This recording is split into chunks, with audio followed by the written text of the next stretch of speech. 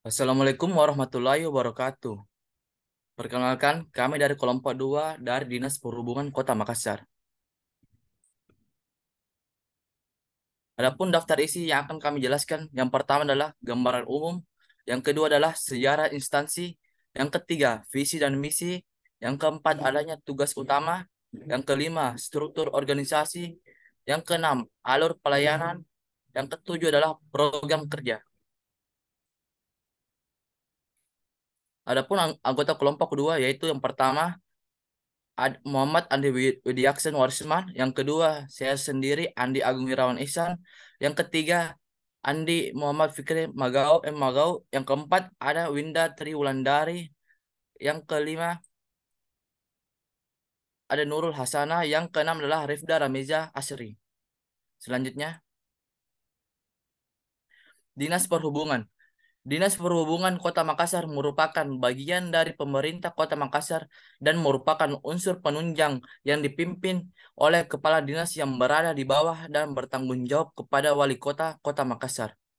Dinas Perhubungan Kota Makassar dibentuk berdasarkan Peraturan Daerah Nomor 25 Tahun 2005 tentang pembentukan susunan organisasi dan tata kerja Dinas Perhubungan Kota Makassar dan selanjutnya disesuaikan dengan PP nomor 41 tahun 2007 tentang organisasi perangkat daerah dan peraturan wali kota Kota Makassar nomor 32 tahun 2009 tentang uraian tugas jabatan struktural Dinas Perhubungan Kota Makassar.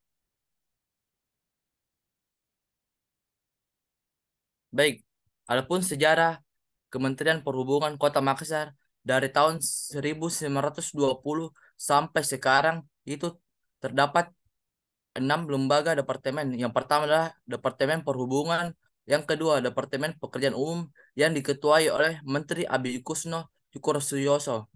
Yang ketiga adalah adanya Departemen Perhubungan Darat dan keempat adalah Departemen Perhubungan Laut yang dimana diketuai oleh Insinyur Abdul Rahman Karim.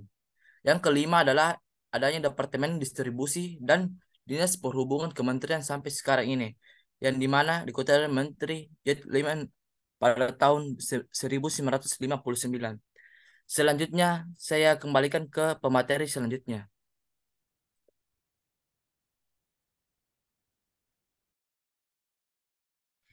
Baik, adapun visi dan misi dari Dinas Perhubungan Kota Makassar yaitu visinya terwujudnya pelayanan transportasi perkotaan yang terpadu, handal dan nyaman. Makna pokok yang terkandung dalam visi Dinas Perhubungan Kota Makassar tersebut antara lain transportasi perkotaan memiliki arti bahwa sistem transportasi yang mampu melayani kebutuhan masyarakat perkotaan. Selanjutnya itu handal memiliki arti bahwa sistem transportasi modern yang mampu menyiapkan dan menyediakan layanan transportasi sesuai dengan kebutuhan masyarakat. Selanjutnya yaitu terpadu memiliki arti bahwa sistem transportasi yang terintegrasi antar moda transportasi. Selanjutnya yaitu nyaman memiliki arti bahwa sistem transportasi yang mampu menciptakan suasana tertib, lancar, aman, dan selamat bagi masyarakat. Adapun misi dari Dinas Perhubungan Kota Makassar yang pertama yaitu mewujudkan sumber daya aparatur perhubungan yang profesional. Yang kedua yaitu mewujudkan fasilitas perhubungan yang berkualitas. Yang ketiga yaitu meningkatkan keselamatan lalu lintas dan angkutan jalan. Yang keempat yaitu meningkatkan pelayanan jasa perhubungan.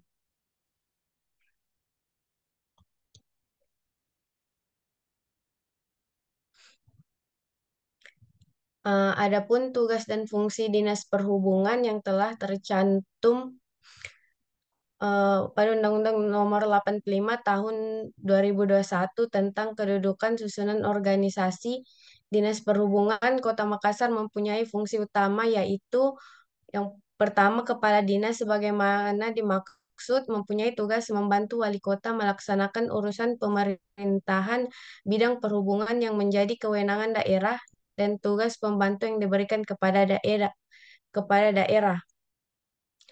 Kepala dinas memiliki fungsi yaitu yang pertama perumusan kebijakan penyelenggaraan urusan pemerintahan bidang perhubungan.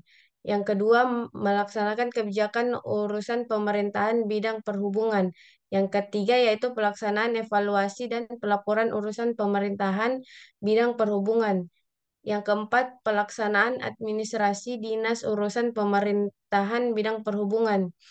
Yang kelima yaitu pembinaan, pengordinasian, pengelolaan, pengendalian, dan pengawasan program dan kegiatan bidang perhubungan. Pelaksanaan fungsi lain yang diberikan oleh wali kota terkait dengan tugas dinas dan fungsinya.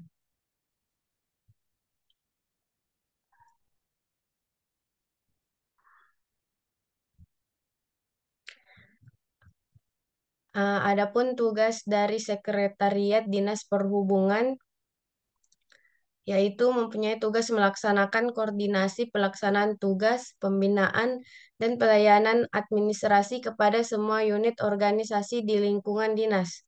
Sekretaris melaksanakan fungsi yang pertama pelaksanaan koordinasi kegiatan dinas, yang kedua penyusunan rencana program kerja dan anggaran, yang ketiga penyelenggaraan urusan keuangan, akuntansi, verifikasi, pembukuan dan pelaporan keuangan, yang keempat yaitu penyelenggaraan urusan umum, ketatausahaan, kerumah tanggaan, pengelolaan barang milik daerah, kehumasan, dokumentasi, dan administrasi kepegawaian.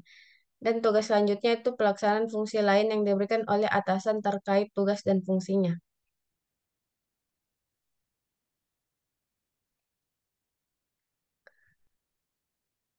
Adapun tugas dan fungsi subbagian perencanaan dan pelaporan pada Dinas Perhubungan yaitu melakukan penyiapan bahan koordinasi dan penyusunan rencana program kerja dan anggaran, monitoring dan evaluasi serta pelaporan pelaksanaan program dan kegiatan dinas.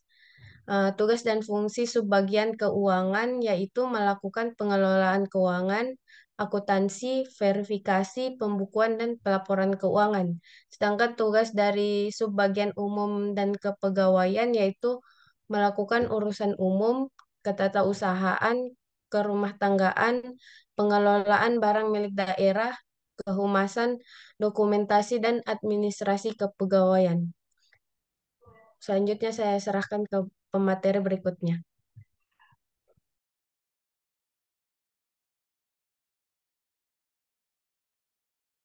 Baik, terima kasih atas kesempatan yang diberikan. Langsung saja, adapun tugas dan fungsi Dinas Perhubungan di bidang lalu lintas.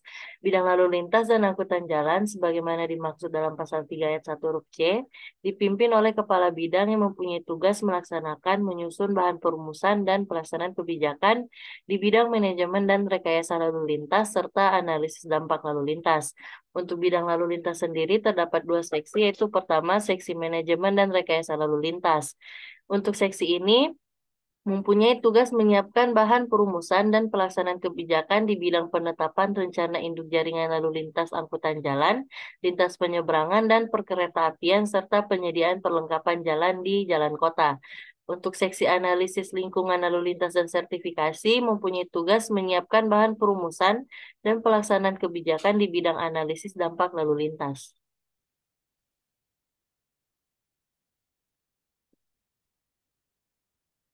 Lalu selanjutnya tugas dan fungsi di bidang transportasi. Bidang moda transportasi dipimpin oleh kepala bidang yang mempunyai tugas menyusun bahan perumusan dan pelaksanaan kebijakan di bidang moda dan transportasi. Terdapat dua seksi, yaitu pertama seksi transportasi publik yang mempunyai tugas menyiapkan bahan perumusan dan pelaksanaan kebijakan di bidang pengendalian operasional penyelenggaraan transportasi publik. Yang selanjutnya itu seksi transportasi individu mempunyai tugas menyiapkan bahan perumusan dan pelaksanaan kebijakan di bidang pengendalian operasional penyelenggaraan transportasi individu.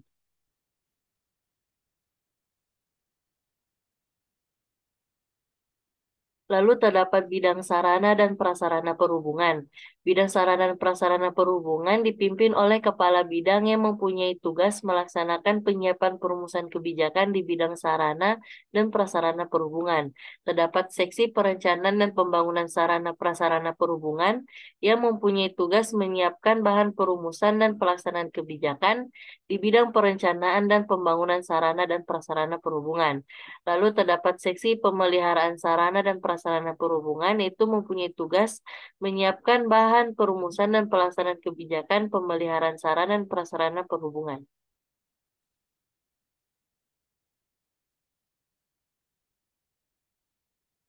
Lalu terdapat bidang pengembangan keselamatan dan penindakan yang dipimpin oleh kepala bidang yang mempunyai tugas melaksanakan penyiapan perumusan kebijakan, pelaksanaan kebijakan serta evaluasi dan pelaporan di bidang pengembangan keselamatan dan penindakan pelanggaran transportasi. Terdapat itu seksi pemaduan moda dan teknologi perhubungan. Seksi pemaduan moda dan teknologi perhubungan ini mempunyai tugas menyiapkan bahan perumusan dan pelaksanaan kebijakan di bidang pemaduan moda dan pengembangan teknologi perhubungan. Lalu terdapat seksi promosi dan edukasi keselamatan berlalu lintas yang mempunyai tugas menyiapkan bahan perumusan dan pelaksanaan kebijakan di bidang promosi dan edukasi keselamatan berlalu lintas.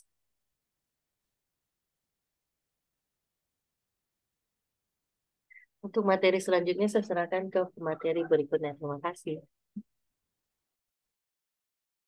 Baik, terima kasih atas kesempatan yang telah diberikan kepada saya. Di sini saya ingin menjelaskan di dalam Dinas Perhubungan ada bagaimana struktur organisasi dalam Dinas Perhubungan Kota Makassar tahun anggaran 2023. Dan di dalam Dinas Perhubungan ada pun pejabat tertinggi yaitu Kepala Dinas Perhubungan. Di samping Kepala Dinas ada sekretaris dan pejabat fungsional. Kemudian eh, adapun untuk kas- bagian Kasubag itu di bawah dari naungan sekretaris ada tiga di sini ada Kasubag bagian keuangan, kemudian Kasubag perencanaan dan laporan, selanjutnya ada Kasubag umum dan kepegawaian dari Pak. Kemudian di bawah dari Kepala Dinas Perhubungan itu ada Kabid, pertama Kepala Bidang Lalu Lintas, Kepala Bidang Moda Transportasi, Kabid Sarana dan Prasarana Perhubungan, kemudian Kabid Pengembangan Keselamatan dan Pem- Pemberdayaan. Kemudian Kepala Seksi ada di bawah dari Kabid itu adalah seksi. Yang Kepala Seksi ada ada 8 juga, ada Kepala Manajemen dan Rekayasa Lalu Lintas, kemudian ada Kepala Seksi Transportasi Publik, selanjutnya kasih perencanaan pembangunan sarana prasarana perhubungan, selanjutnya kasih pemaduan moda dan teknologi perhubungan, ada juga kasih analisis lalu lintas dan identifikasi, juga ada kasih transportasi individu, ada kasih peliharaan sarana prasarana perhubungan, kemudian kasih promosi dan edukasi keselamatan berlalu lintas.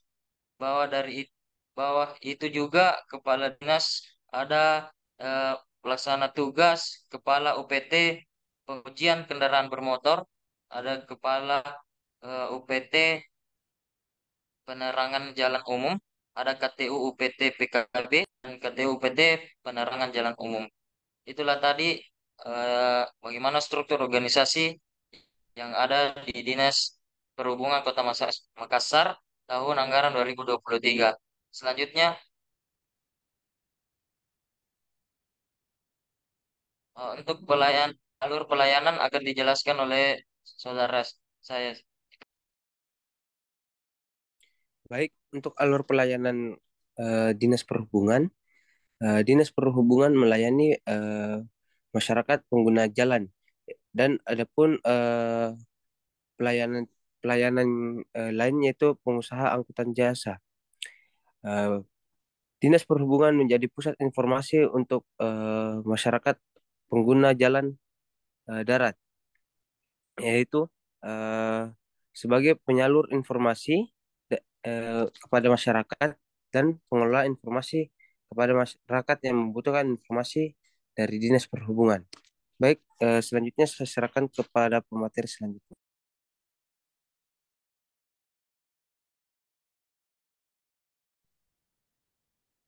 Baik, untuk program kerja dari Disub sendiri itu ada 3. Yang pertama ada di sekolah gratis, ada Ojol Day, dan optimalisasi organisasi angkutan umum. Next slide.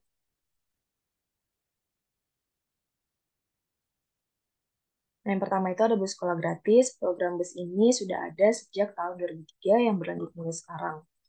Nah, program bus sekolah gratis ini memiliki 5 driver dan 5 pengawas dengan total armada yaitu sebanyak 5 armada.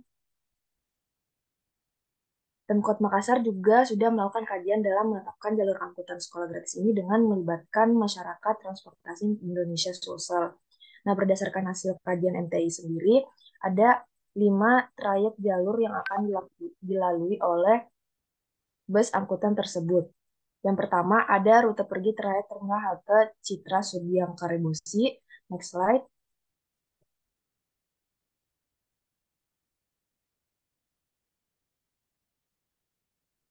Nah, yang kedua itu ada rute pergi trayek terminal Todopuli sampai Karebosi. Next slide.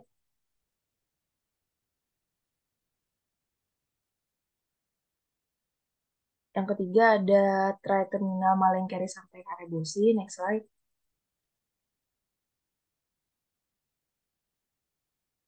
Yang keempat itu ada trayek terminal Antang Karebosi. Next. Dan yang kelima itu ada trayek terminal Daya sampai Untia. Nah, lalu untuk program yang kedua itu Ojol Day. Nah, program tersebut merupakan nawacita dari Wali Kota Makassar yang dimana mewajibkan seluruh pejabat atau pegawai instansi pemerintahan mulai dari PNS sampai ke honorer bahwa pada setiap hari Selasa mereka harus menggunakan layanan ojek online ketika bergegas pergi dan pulang ke kantor. Dan yang terakhir itu ada optimalisasi organisasi angkutan daerah dan di mana sejauh ini Dinas Perhubungan sebagai tahap awal itu sudah mendata beberapa jumlah kendaraan angkutan umum yang beroperasi di Makassar yang kemudian akan dikembangkan sehingga moda transportasi umum yang ada di Kota Makassar memadai dan masyarakat berminat untuk menggunakannya. Sehingga tidak menyebabkan kemacetan di daerah Makassar. Baik, untuk slide berikutnya saya serahkan ke moderator. Terima kasih. Baik, berikut merupakan dokumentasi presentasi kami di Dinas Perhubungan Kota Makassar.